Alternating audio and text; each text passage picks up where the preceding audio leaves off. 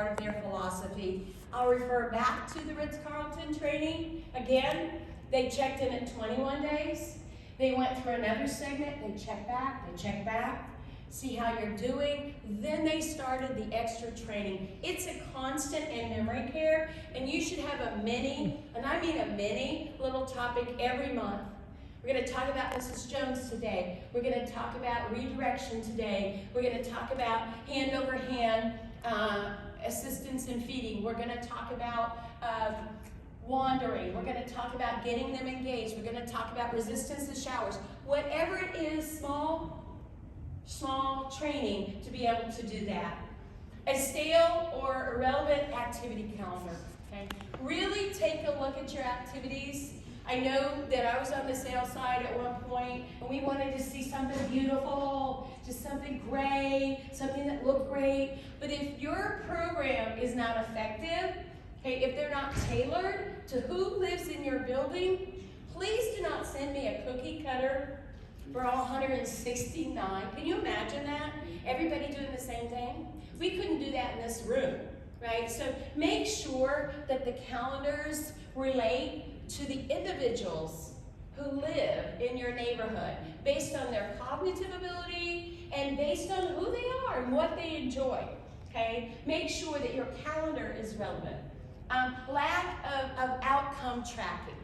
This is another area that is very, very simple and basic for you operators, right? No data on incidents, okay?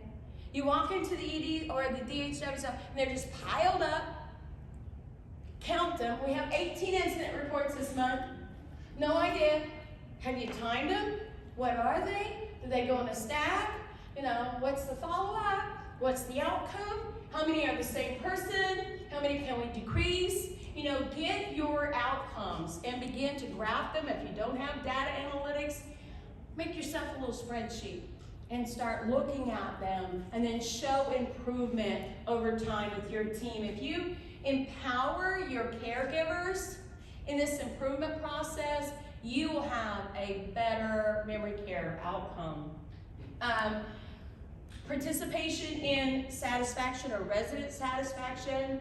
Pay attention to those surveys. Pay attention to what people say, even if you don't agree with them, even if you think Mrs. Jones is cranky, right? They tell a story. Okay? You gotta listen to your customer. They can go next door, they can come to me. They can come to my buildings, right? Listen to what they're saying with a set of fresh eyes and see what you might be able to do. We all know there's some things you're not going to be able to do, but listening to our customers is really, really important. You want to look at your clinical outcomes, right? You want to look at residents that are moving out in less than 90 days, right? You want to look at, is there a particular pattern in your behaviors? You want to look at residents that are taking a whole lot more time and really look at why that might be. Is there anything you can do in approach or anything like that?